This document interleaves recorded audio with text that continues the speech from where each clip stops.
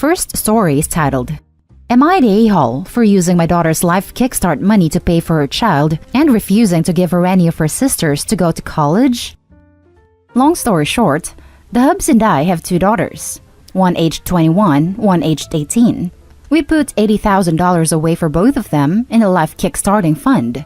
Basically a college fund, but not in one of those college funds only accounts, in case college wasn't something they wanted to do. Could be used for trade school, down payment on house, starting a business, etc. And when the oldest S13 would told them both, if they got pregnant before they left home, would be using their kickstart money to pay for the child so they could finish high school and not be SOL by having to drop out or something else bad. At 15, the older daughter got pregnant. We went after the father for child support, but his family doesn't have much. So the judge didn't award her and her son much. So, we had to use her kickstart fund to pay for her pregnancy and my grandsons. Well, just being alive. By the time she got out of high school, it was very nearly depleted, so she just asked for the rest in cash to get an apartment when she moved out at 19. My other daughter started college this year. Virtually, of course, but still, using her Kickstart Life Fund money, of course. I guess my older daughter thought we used all of both funds to pay for her and her child. Because once she found out her sister still had some, she started demanding some, so she could go to college too. When we said no, she accused us of playing favorites, and has basically gone no contact since early October. Did we mess up? Were my husband and I a-holes here? Edit. Yes, she had access to protection and the pill. I can't prove if she used them, but she had access. Also offered termination a few times, and she said no. Now for the top comments. Not the a-hole. Why should something she did negatively impact her younger sister? Her sister didn't get pregnant in high school. She did. She did so knowing that she would have struggles because of it. There is no reason her sister should have to pay for her child or her college. Exactly. Not the a-hole. You would be playing favorites if you gave her that money. Did she really expect you to give her all of that 160 grand for her having a baby? Your older daughter chose having a baby over college. Your younger daughter should not be punished for it. Not the a-hole. I honestly thought you were going somewhere else with this until the end. Of course, you don't have to take one daughter's money and give it to the other just because she got pregnant at 15. I'm in the same boat. My jaw dropped when I reached the last lines. This teen mom just automatically assumed her parents would give her all the money? How entitled. Not the a-hole. Her actions have consequences. Maybe, instead of letting her cash out to move out on her own, you should talk to her about a community college. It's a great way to get your gen ed credits knocked out and save some cash. It's silly of her to think that her getting pregnant at such a young age meant that she would receive the money set aside for her sister's future on top of what you had for her. We tried to push for community college a few years ago, but she said no. Now for the next story. Am I the a-hole for demanding that my husband talk to a therapist and/or take parenting classes after he typed the word boundaries like boundaries? In case anyone isn't fluent in internet slang, the weird random capitalization means to read it in a whiny voice. My husband and I have been having some problems in regards to how he parents our 8-year-old son. My husband likes to play rough, tickling, wrestling, poking at someone after being told to stop, and my son is a quiet, introverted kid who hates that type of play. My husband also likes to do little pranks, mostly popping out and scaring people, but our son has asked him to stop. He also doesn't respect our son's limits in terms of social interaction. When we visit my in-laws, the house is very loud, the other kids play too hard, and our son does not enjoy it. He is asked to bring a Switch and play upstairs. My husband said his mom would freak out over how rude that was, so I tried to compromise on a book. My husband said no, and that it is his job to put him in uncomfortable decisions so he can grow. I think it hurts his feelings that our son doesn't like his grandparents, but I find them very difficult to like, so I can't blame him. My in-laws have complained, not in front of him, that our son is too weak and wimpy, and we are ruining him. I texted my husband the other day that I want to talk about our differences in parenting because I am not okay with him continuing to disregard boundaries. He replied that he has been depressed lately because of how joyless me and our son are, and he wrote back, but find we can talk about boundaries. I said that he sounds just like his crappy parents, and I am not okay with that. I said he needs to talk to a therapist because I can't make him see how important boundaries are, or maybe take parenting classes. Now he is really mad at me and feels like I am saying he is totally horrible and the worst father. Edit. A lot of people seem to think that this is toxic masculinity, but I'm not sure because my husband and his 3 sisters were raised like this, and my mother-in-law is the most vocal about disliking serious and sensitive people, so I do think he would be the same if we had a daughter. Now for the top comments. Not a-hole. It sounds like the straw that broke the camel's back, and he does need to learn boundaries if his 8-year-old son has repeatedly asked him to stop pranking him, and your husband, 1, refuses to stop harassing his child, and 2, is now whining about how he's depressed because he isn't allowed to harass his child. His joy in life should not come from tormenting his son. He also needs to realize that respecting his child's boundaries will result in his child being raised to respect other people's boundaries, which is a win-win for society. Not an a-hole. He is being a horrible father. If the only way he can find joy in parenting is by making his child uncomfortable for his own amusement, or even out of some misguided sense that demanding the kid tough it out in purely optional, supposedly fun social situations where no one's prepared to make even the slightest accommodation for him builds character. Stand your ground. This can't continue. And if he keeps digging in his heels, go to counseling yourself to figure out what your next steps are. Because if things don't change, not only will your son have nothing to do with dad as soon as he's old enough, he may well blame you for not doing enough to protect him. He sounds like the sort of guy who has found he can get away with anything, no matter how destructive, if he frames it as a practical joke. C.S. Lewis. And is thus the sort of person no one wants to be around. Not a-hole. Your husband is bullying your kid, refusing to admit that, putting the blame on you and your son, and ridiculing you too for it. So yes, he is horrible and a bad father. Yep, and I'd take it one step farther. He's being a horrible husband for putting his parents' ideals over his wife's genuine outreach. The next story is titled, Am I the a-hole? I said, not my problem, to my ex's mom when she implied he is dying.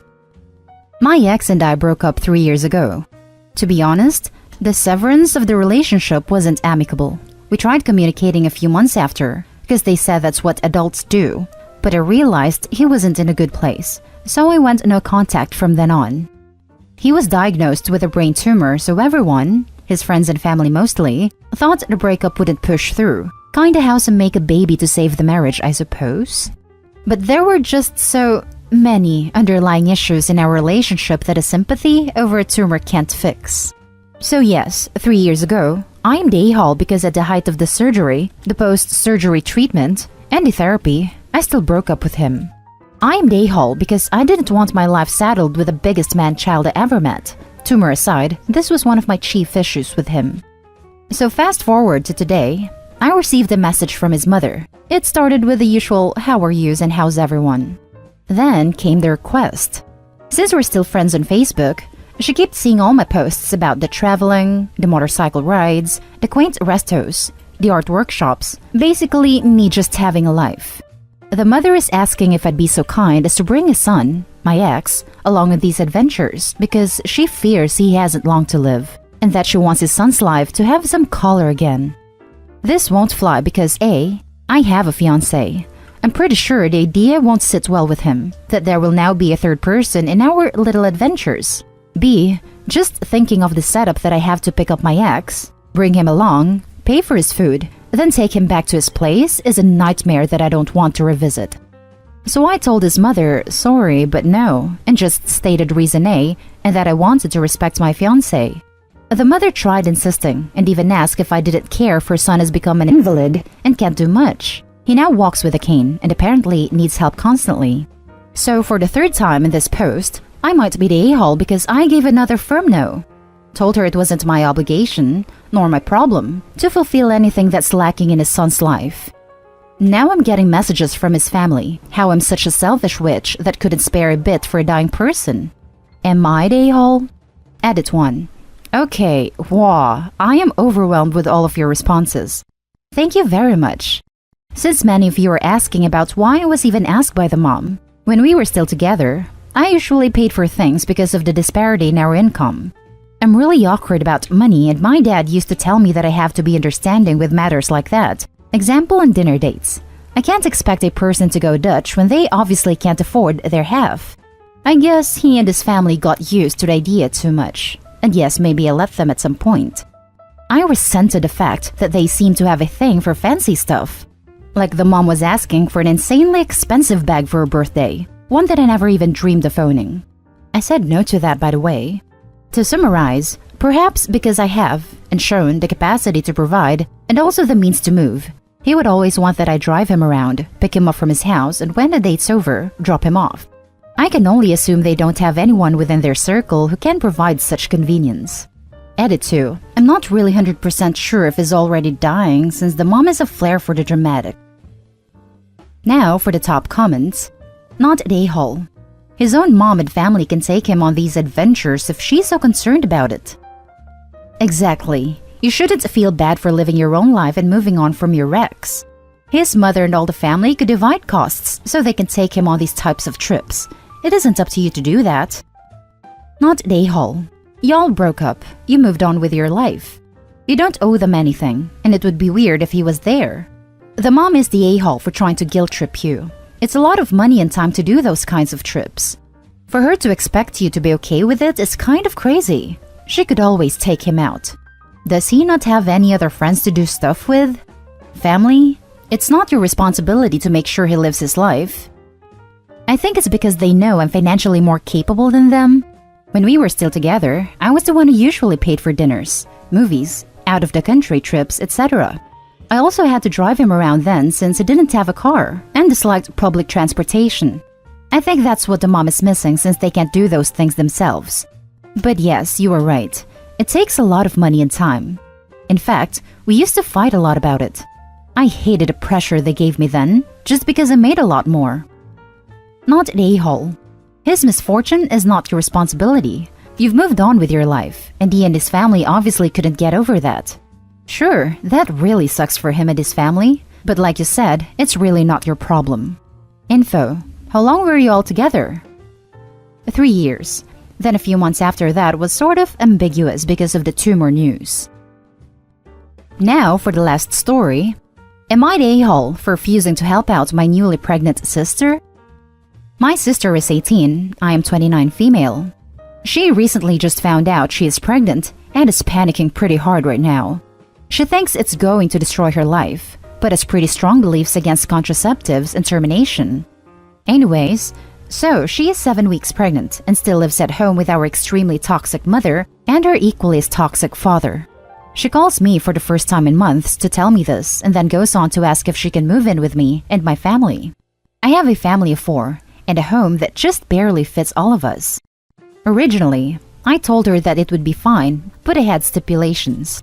Like you have to get a job and earn your keep, and we would also have to upgrade our home in order to accommodate her and her unborn child. She flat out told me that she wouldn't get a job because she doesn't like people and being in public setting make her anxious. I told her there are programs that will not only help financially until she got on her feet, but also help her find a job to better fit her needs. She instantly shot the idea down and said that she didn't want to be seen as a charity case and that being on state help would just make her look like a loser.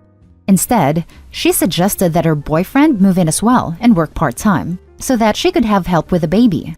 She states that anything over part-time would mean that she would have no help, and that isn't an option to her.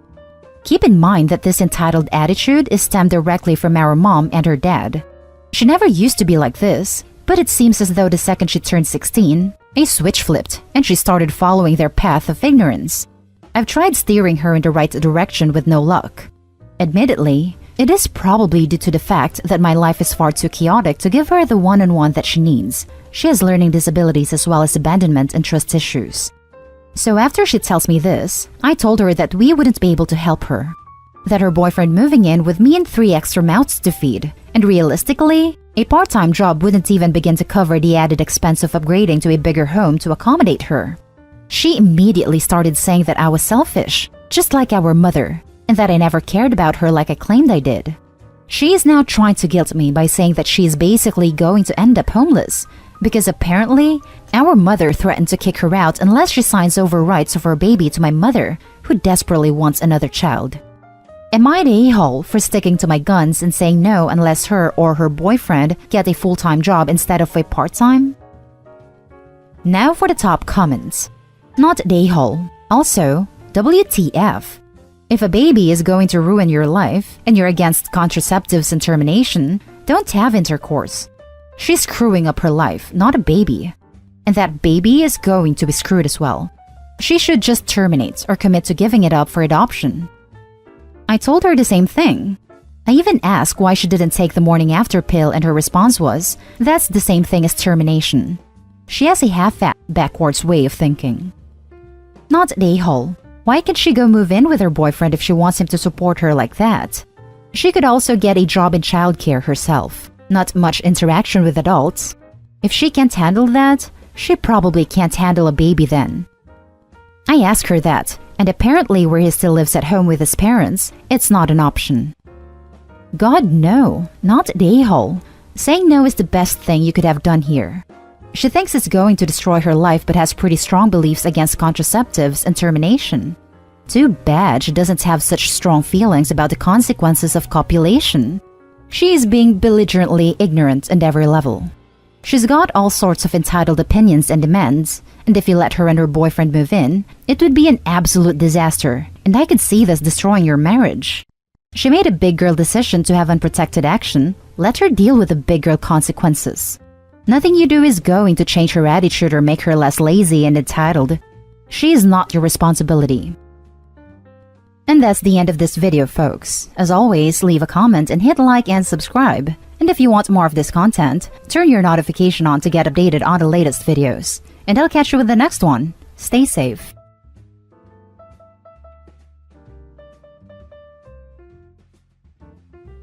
Update. I'm exposing the woman my partner, now ex, cheated on me with.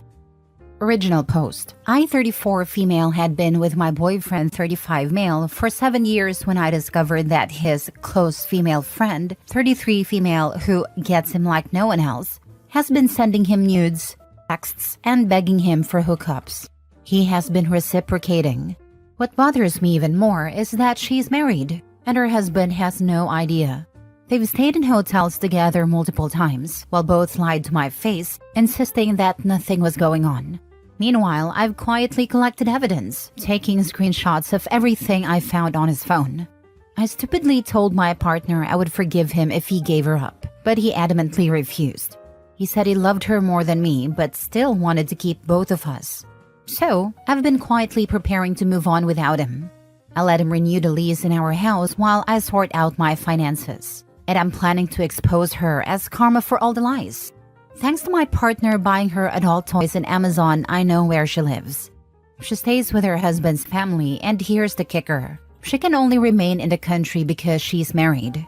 She has even said that once she secures her visa, she plans to leave her husband and be with my ex. If I expose her to her husband and in-laws, he'll likely divorce her, and she'll be forced to leave the country for 6 months to a year. She wouldn't be able to afford a visa on her own, and her previous attempts to secure one independently have been unsuccessful. Her husband currently funds it. If she has to go back, she'd end up in a Muslim country with her parents, who would despise her if they knew what she had done, though her father is currently cheating on her mother, so it seems to run in the family.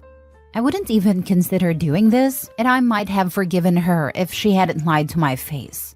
She cried her eyes out when I confronted her, claiming I made her feel like a whore and that she'd never betray her religion or husband. 3 days later, she was hooking up with my boyfriend in my bed. I'm not sure when to go through with it. She's going back to her home country next month on a trip her husband paid for, and I know he would likely leave her there and cancel her return flight if I told him. But if I expose her now, my ex would know it was me, and he would leave the house. I can't afford a place on my own until next year. Alternatively, I could wait until I've paid off most of my debts and can support myself, which would mean holding off for nearly a year to avoid becoming homeless. Now for the top advice before reading the update. Gather your info, seek a lawyer, and start making an exit plan for yourself. And I would tell and show her husband what she has been doing. Thank you. I feel awful for him. I go to the gym with him and is genuinely such a nice guy. At least to me. Obviously, I don't know their circumstances at home. She hasn't even got a job but goes to the cinema several times, / hotel stays without him and new clothes every week, etc. And he pays for a lot. She's taking advantage of a kind man. Tell the husband and let him leave her there. Also, he can't just leave the house he has signed for. It will ruin any chance of him renting again.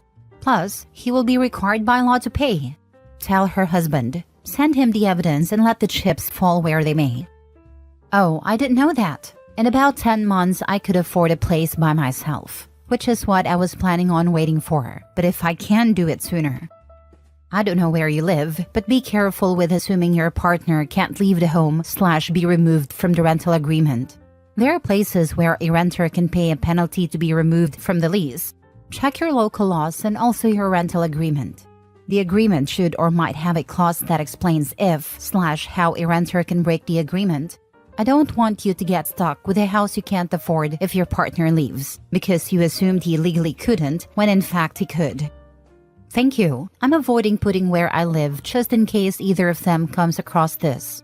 It's specific enough that I think they'd figure it out, but I couldn't make my point being any vaguer.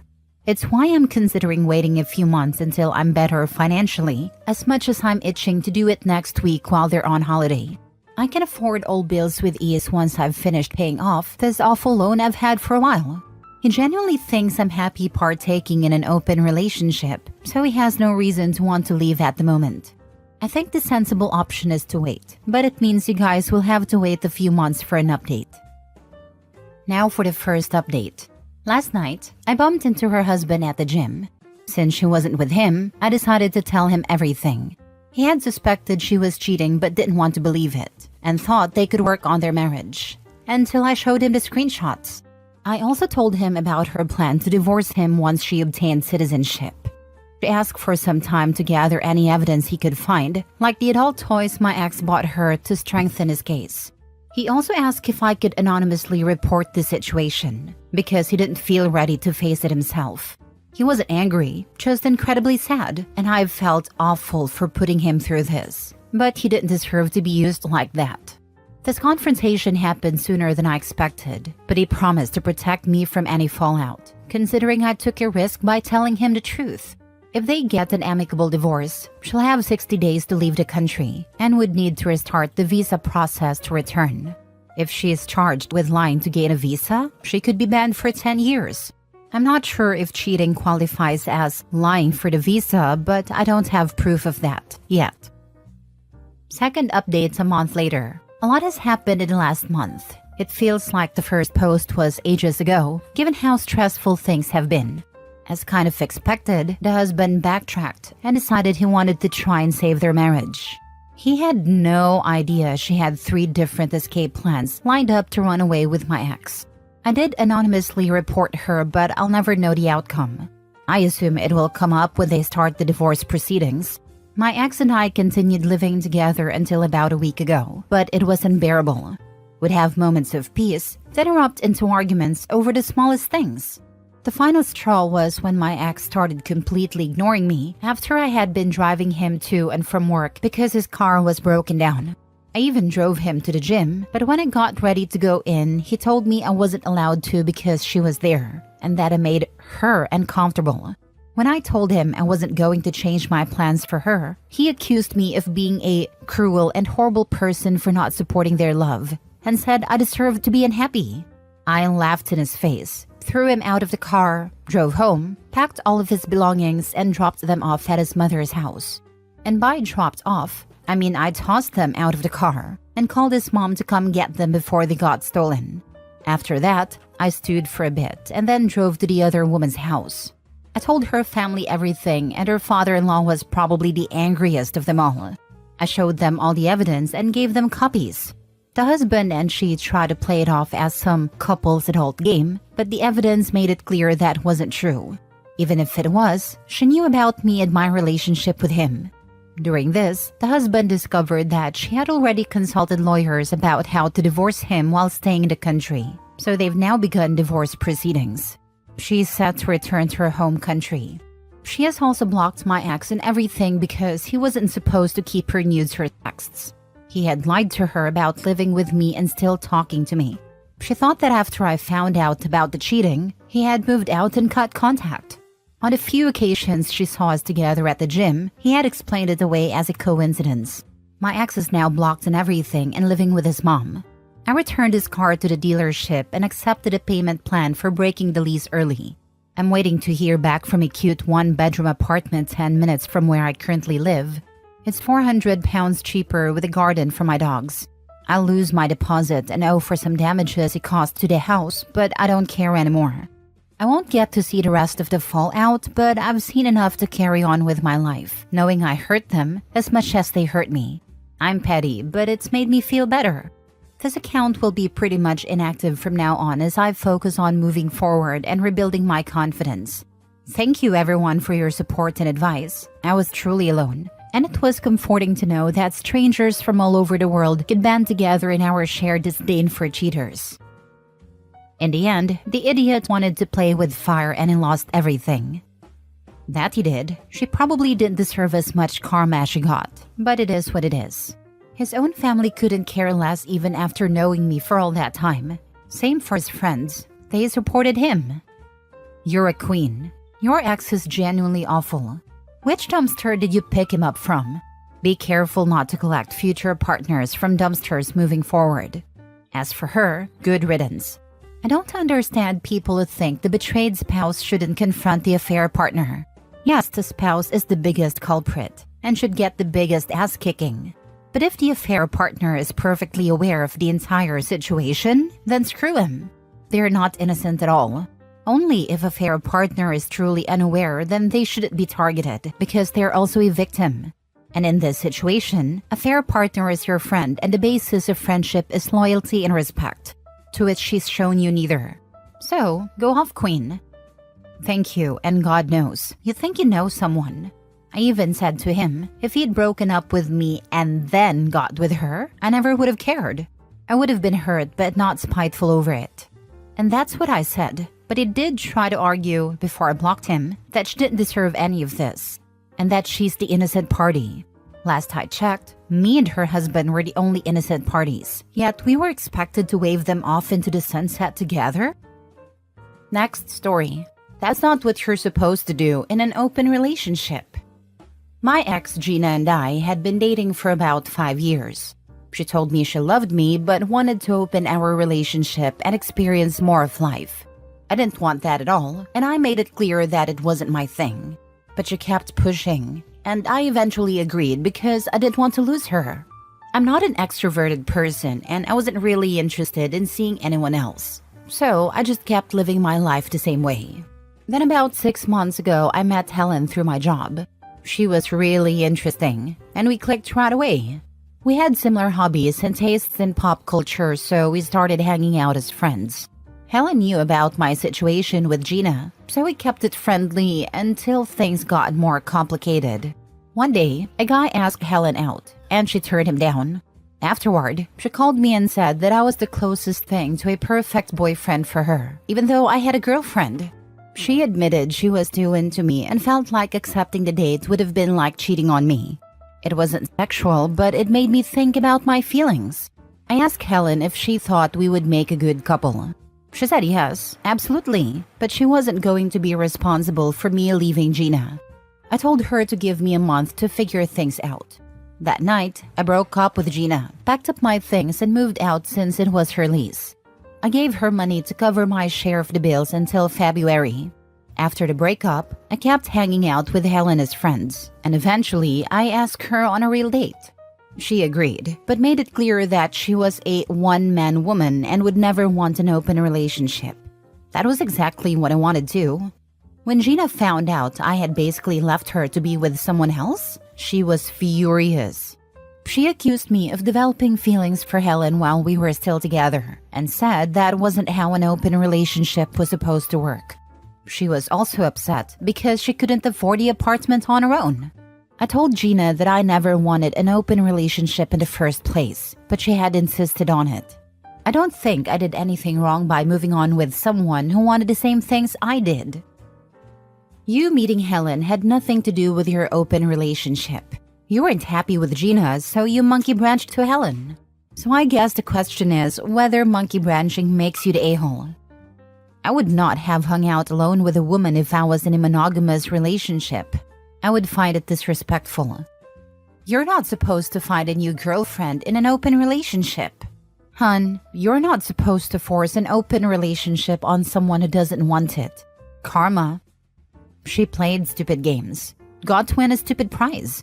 If I were OP, the fact that she did not want to be in a committed relationship with OP, then she broke off their relationship, not him, no matter what she says. Last story. Am I the a-hole for divorcing my husband after catching him in bed with our married neighbor and exposing her to her husband? This is honestly such a mess, and I'm not sure if I handled it the right way, but here it goes. I, 34 female, have been married to my husband, 36 male, for 7 years. We have an 8-year-old autistic son, and life has already been pretty stressful for both of us. I thought we were handling it together like we were in this as a team, until a few weeks ago when everything fell apart. We live in a small neighborhood where everyone's pretty friendly, and I got along well with our next-door neighbors, Emily, 32 female, and her husband, Dave, 35 male. Emily and I weren't super close, but we chatted often. Our kids played together sometimes, and our husbands would occasionally hang out too. At first I thought it was nice that my husband and Emily seemed to get along, just neighbors being friendly. But then things started to feel off. My husband became more secretive, especially with his phone, and he seemed to bump into Emily whenever I wasn't around. He'd go out for random walks or suddenly needed to run errands right after dinner. I noticed these little things, but I didn't want to seem paranoid. I mean, we'd been through so much together. I didn't think he would do something like that to me. Then one day, everything came crashing down. I had to come home early from work unexpectedly because our son's school had a half day that I forgot about. I walked in, and there in our bedroom, I found my husband and Emily together. In our bed. I felt like the world stopped. They both panicked when they saw me. My husband scrabbling for his clothes and Emily crying, saying it was a mistake and that she was so sorry. I couldn't even process it. I just walked out, shaking, and went to pick up my son from school.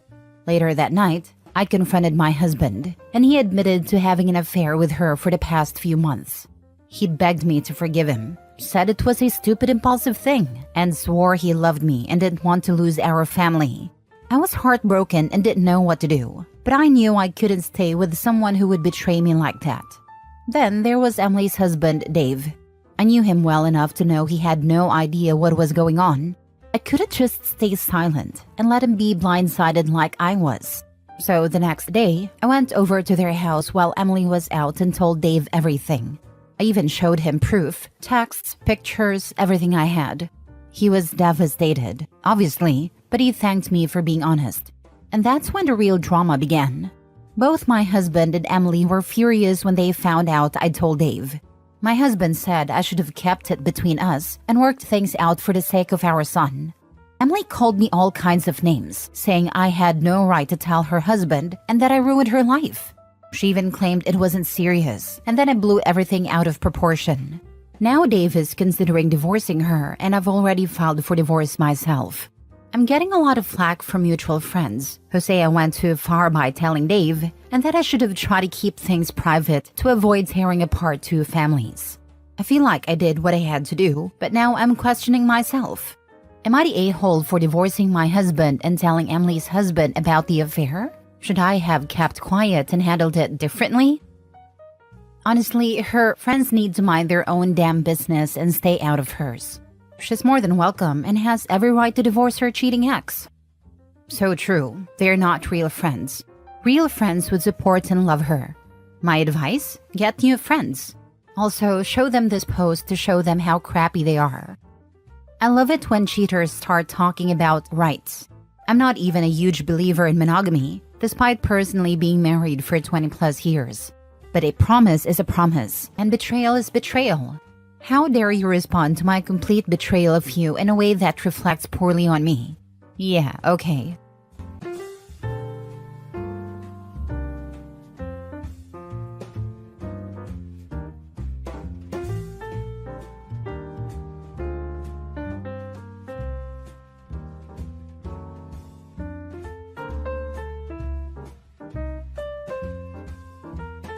My 24 female boyfriend, 24 male, wants me to lie and say it was me driving my car when actually it was him who had a single car accident.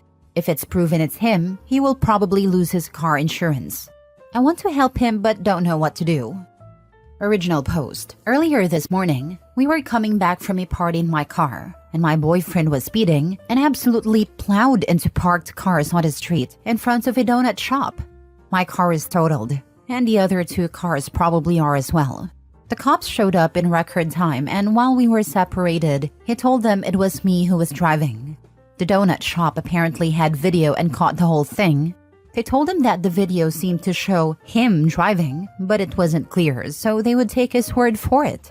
The cops then wrote me 3 tickets for speeding, losing control of a vehicle, and reckless driving. I was so in shock that I didn't even know what to say, so I just signed the tickets. We got an Uber home and got into a huge fight, and I was just exasperated that he would do this to me. He reminded me that if he took responsibility for the accident, he would lose his job, and his car insurance would become unaffordable, so he wouldn't be able to get to work. I told him that my car is now gone, and my rates are going to skyrocket. He promised me he would buy me a new car and also help with my increased insurance rates. The accident was about 6 hours ago, and I still haven't called my insurance company to report it. Of course, the other 2 people whose cars were totaled have probably called, so my insurance likely already thinks I caused the accident and is preparing to raise my rates going forward. I'm so angry, and I have no idea what to do. I don't want my boyfriend to lose his job, but I also don't want to be screwed over because he was driving recklessly. I would really appreciate any advice. Now for the top advice before reading the update. No, do not go along with this at all. I'm an insurance adjuster, so here are the consequences for you, assuming this is in the US. 1. Your car, your insurance, is primarily responsible for the damages, injuries, etc., even if he was driving. By lying about who was driving, you are committing insurance fraud. This is a crime that can range from a misdemeanor to a felony, and they will prosecute you and your boyfriend. 2. When you're found to be committing insurance fraud, they will drop you. And you will have a hard time getting insurance because your name will go into a national database for fraudulent items. Forget high rates. Worry about being insurable at all. 3. If you're caught lying to your insurance company about fraud, they can deny your entire claim. All of it. Do you want to be responsible for paying for your car and 2 other cars? 4. Lying to the police can lead to charges for both you and him for filing a false report. Your boyfriend did this, so it's his responsibility to face the consequences, and they're going to be severe if you go along with this lie, especially if there's even vague video evidence. Clear this up immediately with the police, your insurance company, and try to get a copy of that video. And ditch the lying boyfriend. Am I screwed because I signed the tickets? I was so in shock at what was being told to me, I signed them without even realizing what I was doing. Honestly, I don't know. Call the officer who wrote them and ask. As I said, if they were suspicious already, that will work in your favor. But don't sit and think about it. Just fix it now. Why on earth would you cover for and love someone who has demonstrated complete and utter disregard for you? You do realize that covering for him is illegal, right? You've also set a precedent that his comfort and well-being are more important than yours. He shouldn't make you pay for his crime. It's his fault and his mess. Are you seriously going to let this giant mistake ruin your life with your insurance rates? Not to be a nag, but why were you 2 operating a vehicle that condition? An Uber would have been smarter and cheaper. He claims he wasn't drunk. I don't drink but was tired, so I was trying to sleep on the way home. How much did he drink during the party? Did he eat and switch to water or coffee an hour or more before you guys left? Do you have the money to pay for the damages to the other people's property? Being tired is just as bad as being drunk. Also, what are you gonna do now that you don't have a car? I'm not sure. We stayed at a party until about 8 a.m. and I had been ready to leave at midnight. But he wanted to hang out with his friends. I fell asleep in a guest room around 3, so I'm not sure what he did after that. All I know is around 8, he woke me up to go home. And about 15 minutes later, while I was sort of dozing in the car, I woke up to my side of the car being smashed in around me. If he breaks up with you, do you have others who can help ferry you around? Do you make enough to cover restitution on your own, along with rent and day-to-day living expenses. Also, since it's unclear if you'll come clean, do you make enough to cover all of this plus the increased insurance cost when you eventually get a new car, factoring in at-fault increase of hitting multiple cars? I ask because my mother once made sure to pursue an 8th-time drunk driver for totaling her car. If you take the fall, you'll be covering expenses for your car, person 1's car, and a person 2's car. No, not at all. I'm pretty broke and my parents hate my boyfriend so much. And that I'm with him, they have more or less written me off. So I don't even really have a place to go if I dump him, let alone all the stuff you are talking about. Now for the update. So basically, at the advice of this thread, I stopped posting and called my mom and dad, who I really hadn't spoken to since I moved in with boyfriend, and said I was leaving him. I was scared and begged to be picked up. This was about 1:30 a.m. They said they would be over right away. I had locked myself in the bathroom and my boyfriend must have heard me making the call because he started trying to beat the door down and I was terrified. When the door didn't go down easy, I could hear him smashing things out in the living room of the apartment and kitchen. I stayed on the phone with my mom while my dad called 911 on his phone. I stayed locked in the bathroom and he occasionally would try to break the door down and again.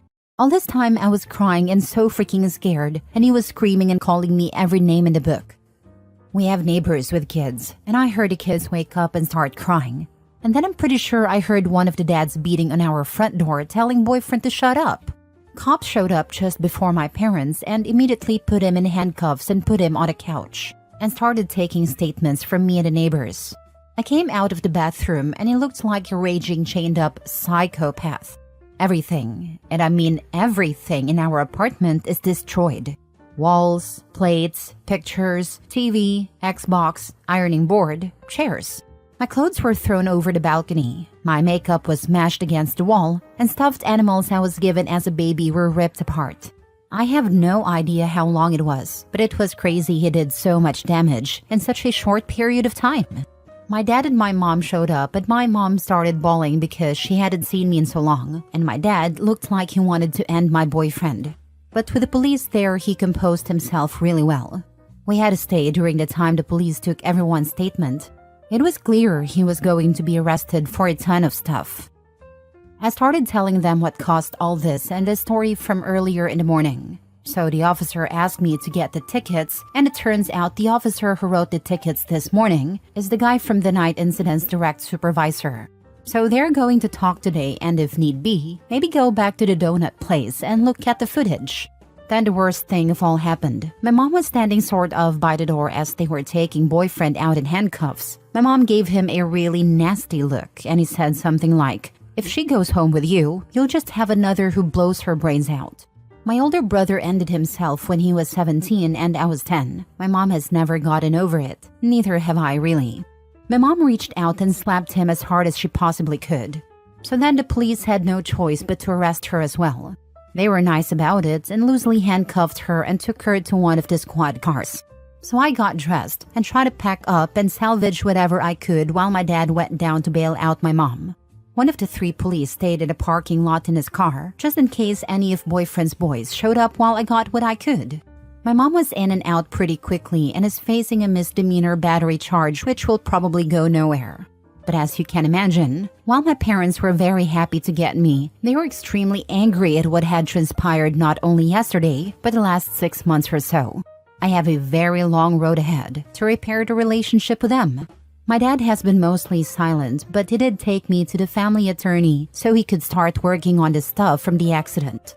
He said it shouldn't be too hard to get me out of the tickets, and women especially take the fall for husbands or boyfriends' accidents way more often than you would think. I will probably still have to show up for court, but by that time, the investigation to show my boyfriend was the one really driving should be concluded and I will be dismissed. However, the thing that really sucks is that my state is a permissive use state, meaning that my insurance has to cover anyone who is driving my car. There is a good chance that my insurance company will fight it out with its company for overall liability, and it won't be as bad. But I'm still going to take a massive hit on car insurance premiums for a long time. Another good thing is the lease to the apartment is totally in his name, so I won't be responsible for any damages there. Plus, I didn't do anything to put holes in walls, and I can just walk away from that. This whole thing sucks so much, because even after all that happened, and as crazy as he knows, I know I still have feelings for him that I need to get in serious therapy right away to start dealing with. I can't have someone so destructive in my life who was willing to let me take the fall for all his crap and then scare the life out of me and threaten me. This is the third or fourth story I recall, where OP said they couldn't contact their parents because they cut ties due to significant other, but when OP calls, parents come immediately. I bring this up only to say, if anyone reading this finds themselves in a similar position, please do contact your parents. Obviously not if you had no contact because parents were toxic or abusive though. Chances are they've been hoping for the "I'm leaving my significant other" help call for a while. My ex-girlfriend beat the heck out of me outside a nightclub so badly I lost a tooth. I called my mom in hysterics about 1 a.m. and she was out the door heading my way in seconds. My mom is an amazing woman who always told me no matter what, she would be there if I needed her. Sorry for the ramble. This post brought back some not-so-fun memories. My aunt was in an abusive marriage and she cut her parents, my grandparents, and the rest of her family out of her life for a bit. One phone call for help, and everyone who could drove hundreds of miles to pack up everything she owned in that house, get her in with an attorney, find a storage facility for her furniture, told her work what was going on and help her give notice, and move her back in with her parents all in one day and all while the guy was at work. A lot of people are against stepping back from abuse victims, but sometimes you really need to for your own sanity. It's important to let them know that you'll still be there if they are willing to leave, but you aren't willing to stay involved in the day-to-day. Oh, thank God she left him. She really thought settling for an abusive prick like this was better than being alone? Did she even really love him, or did she just not want to be lonely? Abusive relationships are not always easy to leave. Last story. My wife accidentally traumatized our daughter. My wife and I made a mistake of getting married too young, so she constantly stressed with our daughter and chores. I don't help enough, so after work, the only thing I have time to do is make dinner and do laundry, while my wife has to do all of the hard stuff alone. She's always throwing this in my face, and most of the time I can accept it since it's a valid argument, but sometimes I just lose my patience and yell back. Last week was one of those times and I said something really hurtful, and she started smacking me, and I try to sit down because it usually makes her less angry. And then she just starts choking me. I can't remember if I tried to get away or if she pushed me. Either way, she told me I hit my head on a counter and then the floor and I passed out. My daughter was in the room and saw everything. She had never seen my wife hurt me in any way, so she was hysterical when I woke up because she thought I was gone. Things have been pretty neutral between me and my wife these past few days. But daughter hasn't moved past it. She keeps looking at the bruises on my neck and she follows me everywhere when I'm home. I know my wife feels like a horrible mother now, and my daughter won't talk to her unless it's necessary. I'm so afraid that this will become a core memory for her. Why did I even argue? I feel like such a crappy dad for not being able to keep my wife stable, but I'm just afraid of her and she knows it. I love my wife despite everything, but I don't know if my daughter will ever see us as truly happy together after this. Edit? I know rationally it's bad, but I've always been a dependent person, so I'm still holding on to the loving part of her, and I guess now it's gotten to the point where I feel like it's just part of being married to her. I'm going to try to answer some questions, but I don't want to be too long or too graphic. I might have a picture of a slap from years ago when it first started that I sent to my sister. But for some reasons, we don't talk, and I never did that again. I decided to take the advice here and take a picture of my neck, but as of right now, I haven't reported anything. Sorry. I also had people ask what the documented issues were. It's mostly being forcefully committed and multiple self-harm and attempts to end things from my teenage years, so as recently as 2 years ago, as well as an anxiety and disorder I refused further treatment for. I guess I'm not always the most mentally stable, and I can still work with medication, but on paper, it just looks really bad. Sir, you are being mistreated. You are also blaming it on yourself, common for domestic violence victims. Your entire post is excusing your wife's behavior. And this is a common occurrence because you know ways to calm her down. I'll give you the same advice I would give a wife being treated this way by a man. Leave. Take your child and leave. Visitation can be worked out later, but for now, both of you need to leave. File a police report and a restraining order. Then file for divorce. She didn't push you a little or smack your shoulder. She choked you unconscious, leaving bruises. And your daughter witnessed it. This has to end. Hopefully your wife will seek treatment and become a better person, but you can't wait around for that to happen. Once DV escalates to choking, I think it's 750% higher risk of being unalived by your partner. And leaving him there until he wakes up instead of calling an ambulance? That's insane. It is insane. But we know why she left him there. If she called an ambulance, they would want to know what happened to him, at least in order to know what treatment he needed. She might lie to their faces, but I bet the daughter wouldn't.